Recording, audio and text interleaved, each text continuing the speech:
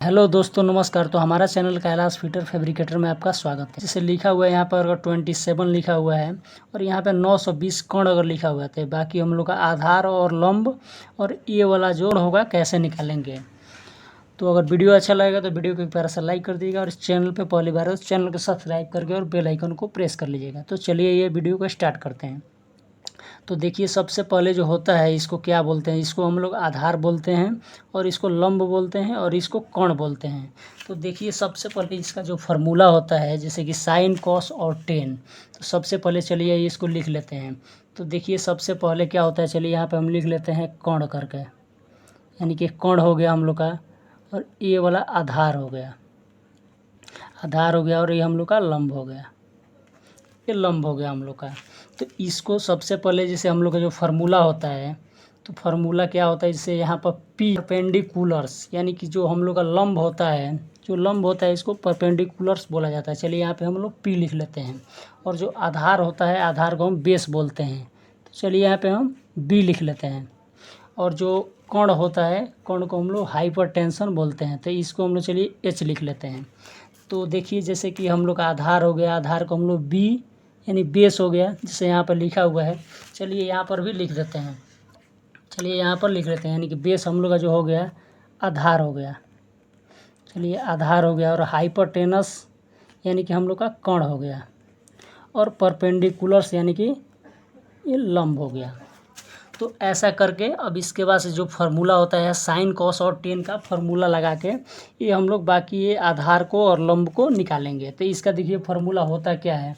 तो देखिए, सबसे पहले क्या होता है, जैसे यहाँ पे लिखा है साइन थीटा बराबर होता है P/H, यानी कि जो हम लोग का P हो गया यानी कि परपेंडिकुलर्स यानी कि हम लोग का लंब हो गया, और H बोले तो हम लोग का एक कोण हो गया। और देखिए दूसरा जो फार्मूला होता है, जैसे होता है कि कॉस थीटा, तो कॉस थीटा बराबर होता है हम लोग का B/H करके होता है। चलिए कुछ नहीं है इसके लिए, जैसे हम लोग का B/H करके होता है। तो B/H का मतलब हम लोग का B यानी कि बेस हो गया और H हम लोग का हाइपरटेनस यानी कि कोण हो गया। और इसके बाद से एक देखिए, और तीसरा वाला जो होता है टेन थीटा। तो टेन थीटा मतलब हम लोग का होता है P/B करके, यानी कि P हम लोग का सेम यही लंब हो गया और B बोले तो आधार हो गया। तो देखिए, सबसे पहले हम लोग को निकालना क्या है, तो हम लोग को निकालना है सबसे पहले यहाँ पर देखिए दिया हुआ है 27 डिग्री करके, और देखिए यहाँ पर लिखा है कोण लिखा है 920। तो हम लोग को जैसे कि आधार निकालना है या लंब निकालना, तो इसको कैसे निकालेंगे। तो इसको निकालने के लिए देखिए क्या करेंगे, सबसे पहले क्योंकि देखिए साइन का अगर हम लोग लगा रहे हैं फार्मूला, तो P/H यानी कि P इधर है और H इधर है, यानी कि इसका कोण हम लोग को नहीं मालूम है, तो इसके लिए वाला फार्मूला यूज नहीं करेंगे। और उसके बाद देखिए कॉस वाला है, यानी कॉस थीटा बोले तो B/H करके लिखा हुआ है, यानी कि देखिए हम लोग का B यहाँ पे हम लोग को निकालना है और H हम लोग का ये दिया हुआ है और ये वाला कोण भी दिया हुआ है। तो हम लोग का यही वाला फार्मूला यूज करेंगे। और उसके बाद देखिए यहाँ पर लिखा है टेन थीटा बराबर P/B, यानी कि ये P हम लोग का हो गया और ये B हो गया। तो देखिए हम लोग का इस पे भी निकालेंगे, लेकिन ये वाला भी हम लोग का यूज में नहीं आएगा, तो इस पे हम लोग चलिए निकाल लेते हैं कॉस थीटा वाले पे।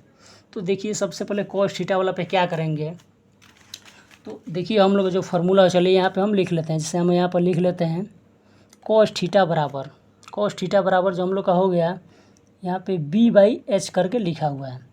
तो इसके बाद देखिए अभी हम लोग का क्या होगा, चलिए यहाँ पे लिख लेते हैं। जैसे कॉस थीटा बराबर, जैसे B हम लोग का हो गया, यहाँ पे चलिए कुछ दिया नहीं है तो हम लोग B लिख लेते हैं।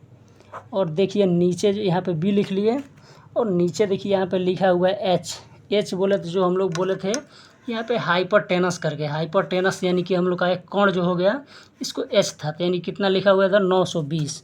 तो यहाँ पे हम लोग 920 लिख लिए।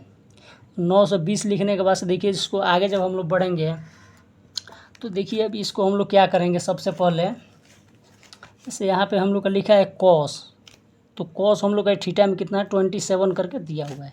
तो हम लोग चलिए यहाँ पे लिख लेते हैं। जैसे यहाँ पे हम लोग लिख लेते हैं कॉस 27 डिग्री, कॉस 27 बराबर B/H, यानी कि B/920 करके लिखा हुआ है। तो देखिए जो हम लोग का मैथमेटिक्स में पढ़े हैं कि जैसे मान लीजिए कि ये क्रॉस क्रॉस होता है, तो मान लीजिए अगर यहाँ पे cos 27 लिखा है बराबर b/h करके, अगर इसके नीचे कुछ भी नहीं है तो ऐसा करके एक माना जाता है। अब इसको क्रॉस हम लोग गुणा करते हैं, तो देखिए क्रॉस गुणा कैसे करेंगे।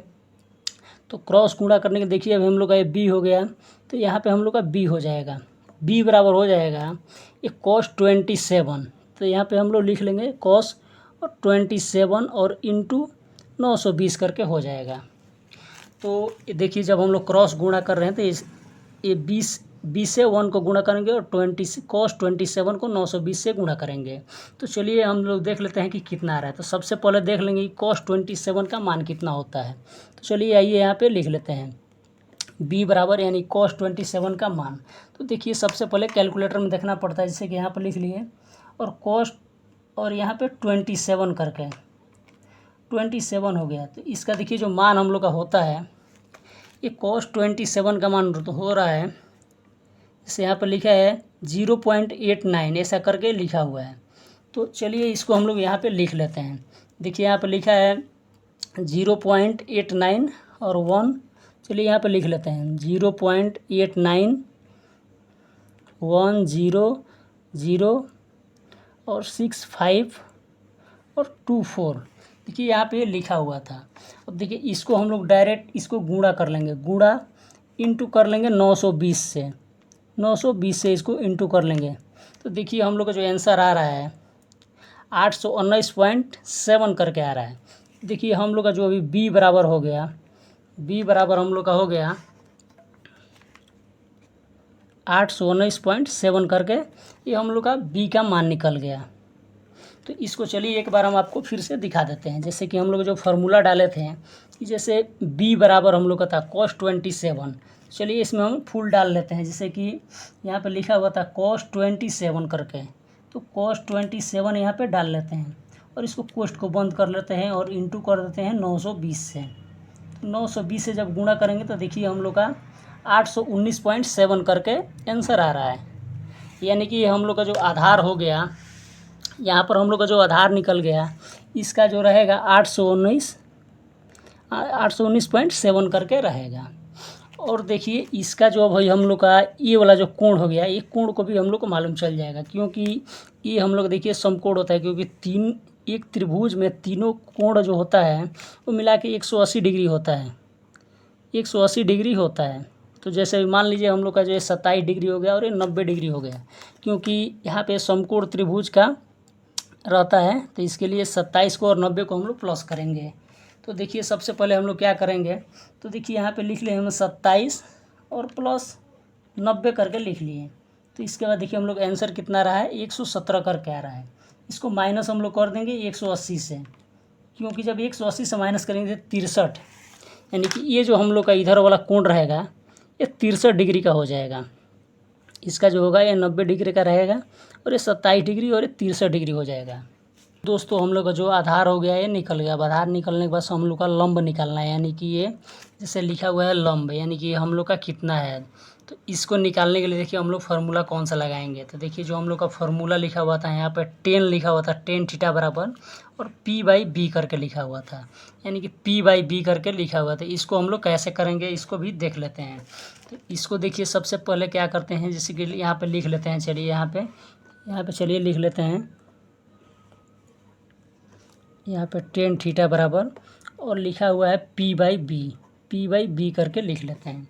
तो इसके बाद देखिए जैसे हम लोग का tan थीटा कितना था, तो tan थीटा देखिए हम लोग का 27 करके लिखा हुआ था इधर। तो चलिए यहाँ पर हम लोग लिख लेते हैं, जैसे कि यहाँ पर लिख लेते हैं 10 और 27 करके लिख लेते हैं और बराबर और p/b। तो देखिए हम लोग का p तो नहीं पता है, तो यहाँ पे हम p लिख लेंगे और b देखिए हम लोग का निकला हुआ था 819.7, तो यहाँ पे हम लोग लिख लेते हैं 819.7 करके लिख लेते हैं।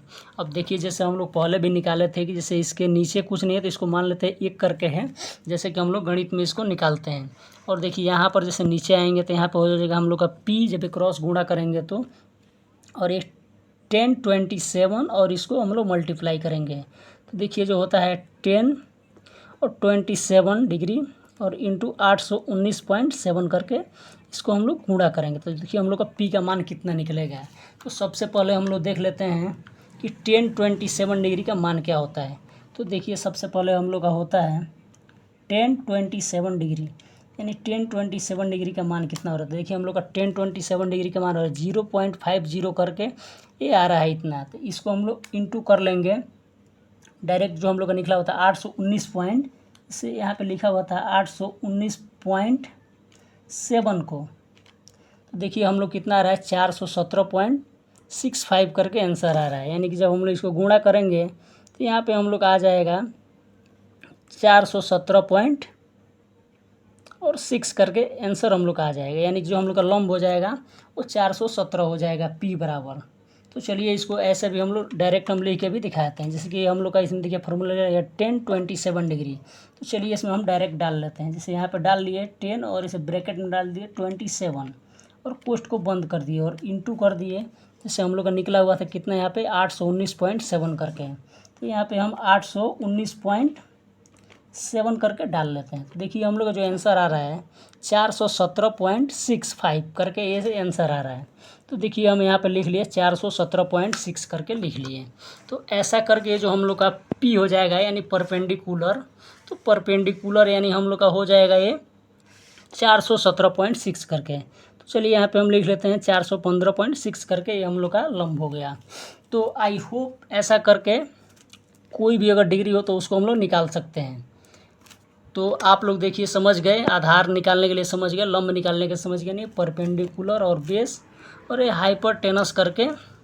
और ये त्रिभुज जो होता है इसका तीनों भुजाओं का जो कोण का योग होता है वो 180 डिग्री होता है। तो जैसे कि हम लोग का पहले दिया हुआ था 27 डिग्री करके ये कोण का, और ये कोण ही दिया था हम लोग को, ये दोनों निकालना था, आधार और लंब निकालना था। तो आई होप अगर वीडियो अच्छा लगा होगा तो वीडियो को एक बार सा लाइक कर दीजिएगा, और चैनल पे पहली बार है तो चैनल को सब्सक्राइब करके और बेल आइकन को प्रेस कर लीजिएगा। और हाँ, अगर कुछ डाउट है तो आप कमेंट करके भी पूछ सकते हैं।